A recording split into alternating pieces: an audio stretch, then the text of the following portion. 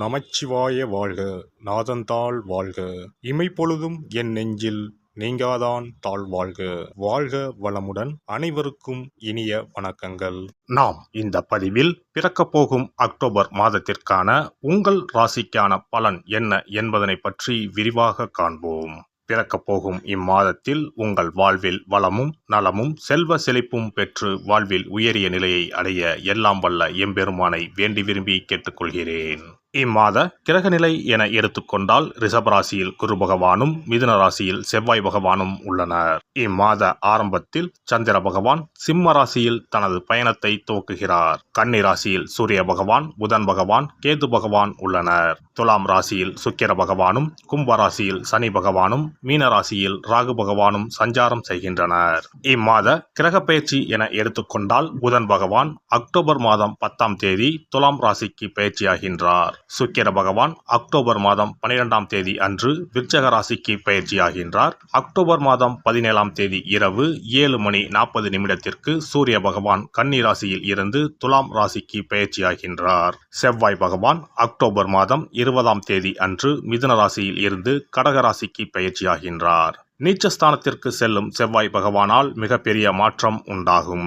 இம்மாத கடைசியில் அக்டோபர் 29ஆம் தேதி புதன் பகவான் துலாம் ராசியில் இருந்து விருச்சக ராசிக்கு பயிற்சியடைகின்றார். இம்மாதத்தில் வரும் விசேஷ நாட்கள் என எடுத்துக்கொண்டால் அக்டோபர் மாதம் 2ஆம் தேதி மகாலய அமாவாசை வருகின்றது. வருடத்திற்கு ஒரு முறை வரக்கூடிய இந்த அமாவாசையில் பித்ருக்கள் மேலோகத்தில் இருந்து பூமிக்கு வந்து நம்மை ஆசீர்வதிக்கக்கூடிய விசேஷமான நாளாகும். அக்டோபர் 3ஆம் தேதி நவராத்திரி விழா ஆரம்பம். அக்டோபர் மாதம் 11ஆம் தேதி ஆயுத பூஜை என்று சொல்லக்கூடிய சரஸ்வதி பூஜை வருகின்றது. அக்டோபர் 12ஆம் தேதி விஜயதசமி. அக்டோபர் 31ஆம் தேதி தீப ஒளி திருநாள். இனி உங்கள் ராசிக்கு இம்மாதம் நடக்க உள்ள சுப மற்றும் அசுப பலன் என்ன என்பதனையும், அசுப பலன் ஏற்படுமாயின் ராசிக்காரர்கள் செய்ய வேண்டிய பரிகாரம் என்ன, வழிபட வேண்டிய தெய்வம் யார் என்பதனை பற்றி விரிவாக காண்போம். எந்த சூழ்நிலையிலும் தடைகளை தகர்த்தெறிந்து தனது காரியங்களை செய்து கொள்ளும் சிம்ம ராசி அன்பர்களே, இந்த மாதம் பணவரத்து அதிகரிக்கும். மனதில் உற்சாகம் பிறக்கும். தடைப்பட்ட காரியங்களில் தடைகள் நீங்கி சாதகமான பலன் தரும். எதிலும் தயக்கம் காட்ட மாட்டீர்கள். நீண்ட நாட்களாக தடைப்பட்ட காரியங்கள் வேகம் எடுக்கும். கண்மூடித்தனமாக எதிலும் ஈடுபடாமல் யோசித்து செய்வது நன்மையை தரும். எந்த ஒரு விஷயத்தையும் தக்க ஆலோசனையுடன் செய்வது நன்மையை தரும். தொழில் வியாபாரம் தொய்வு நீங்கி சூடுபிடிக்கும். வாடிக்கையாளர்களின் வரவு கண்டு மகிழ்ச்சி அடைவீர்கள். நிதி பிரச்சனை நீங்கும். உத்தியோகத்தில் இருப்பவர்கள் எதையும் குழப்பத்துடனேயே செய்ய நேரிடும். சக ஊழியர்களிடம் நிதானத்தை கடைபிடிப்பது நல்லது. குடும்பத்தில் இருந்த சிக்கல்கள் நீங்கி நிம்மதியும் சந்தோஷமும் உண்டாகும். கணவன் மனைவிக்கு இடையே அன்பு அதிகரிக்கும். பிள்ளைகளின் செயல்கள் சந்தோஷத்தை தரும். பயணங்கள் செல்லும் போது மட்டும் கவனம் தேவை. உடன் பிறந்தவர்களிடம் கருத்து வேற்றுமை உண்டாகலாம். பெண்களை பொறுத்தவரை எதிலும் தயக்கம் காட்டாமல் துணிச்சலாக காரியங்களை செய்து முடிப்பீர்கள். கலைத்துறையினருக்கு மனதில் துணிச்சல் ஏற்படும். கடன்கள் கட்டுக்குள் இருக்கும். முக்கியமான வேலைகளில் தாமதம் உண்டாகும். வீண் பிரச்சனைகளை கண்டால் ஒதுங்கி சென்று விடுவது நல்லது. முன்னேற்றம் காண கூடுதலாக உழைக்க வேண்டியிருக்கும். எதிர்பார்த்த உதவிகள் கிடைக்கும். அரசியல் துறையினரை பொறுத்தவரை எதிர்பார்த்த சில தகவல்கள் தாமதமாக வந்து சேரும். உடன் இருப்பவர்களிடம் கவனமாக பேசுவது நல்லது. ஒரு சில காரியங்களில் அவசரமாக முடிவு எடுப்பதை தவிர்ப்பது நன்மையை தரும். முக்கிய நபர்களின் அறிமுகம் கிடைப்பதுடன் அவர் மூலம் உதவியும் கிடைக்கும். வெளியூர் பயணங்கள் செல்ல நேரலாம். மாணவர்களை பொறுத்தவரை கல்வியில் எதிர்பார்த்த வெற்றிகள் கிடைக்க பாடுபட வேண்டியிருக்கும். நட்சத்திர பலன்கள். மகம் நட்சத்திரம். பலவிதமான துறைகளில் முன்னேற்றம் கிடைக்கும். தெய்வ அனுகூலம் கிடைக்கும். பொருளாதார வளம் சிறப்படையும். காரிய அனுகூலம் கிட்டும். செல்வாக்கில் முன்னேற்றம் ஏற்படும். உங்கள் முயற்சிகளில் தடைகள் ஏற்பட்டாலும் அதை முறியடிக்கும் வல்லமை கிடைக்கும். பூரம் நட்சத்திரம். குடும்பத்தில் கணவன் மனைவி இடையே அன்பு நீடிக்கும். சுப நிகழ்ச்சிகள் உடனடியாக நிறைவேறாமல் போகலாம். தெய்வ நம்பிக்கையில் அனைத்தும் சுபமாக நிகழும். உத்தியோகம் பார்ப்பவர்கள் தொடர்ந்து சற்று சிரமத்தை எடுத்து உழைக்க வேண்டி இருக்கும். உங்கள் உழைப்புக்கு தகுந்த செல்வாக்கும் பணவரவும் கிடைக்கும். மேல் அதிகாரிகளுடன் அனுசரணையுடன் நடந்து கொள்ளவும். உத்திரம் 1ஆம் பாதம். உங்கள் பொறுப்புகளை பிறரிடம் ஒப்படைத்து விட வேண்டாம். வியாபாரிகள் பின்தங்கிய நிலையில் இருந்து மீண்டு முன்னேற்ற பாதையில் அடியெடுத்து வைப்பர். பணவரவு அதிகரிக்கும். புதிய தொழில் தொடங்குவதற்கான ஆர்வம் பிறக்கும். குறைந்த முதலீட்டில் தொழில் தொடங்கலாம். ஞாயிற்றுக்கிழமை தோறும் அருகில் இருக்கும் சிவன் கோவிலில் உள்ள கால பைரவரை வணங்கி வாருங்கள். நல்லதே நடக்கும்.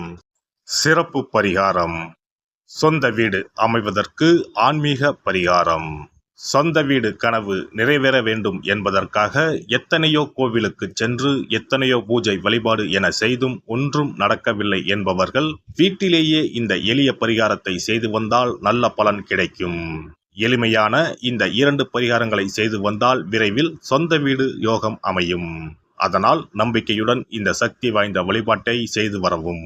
எவ்வளவுதான் சொத்து பணம் இருந்தாலும் நமக்கென்று ஒரு வீடு இல்லை என்றால் அது மனக்குறையாகவே இருக்கும். சொந்த வீடு வாங்க முடியவில்லையே என்பது பலரின் ஏக்கமாகவும் கனவாகவும் இருந்து வருகிறது.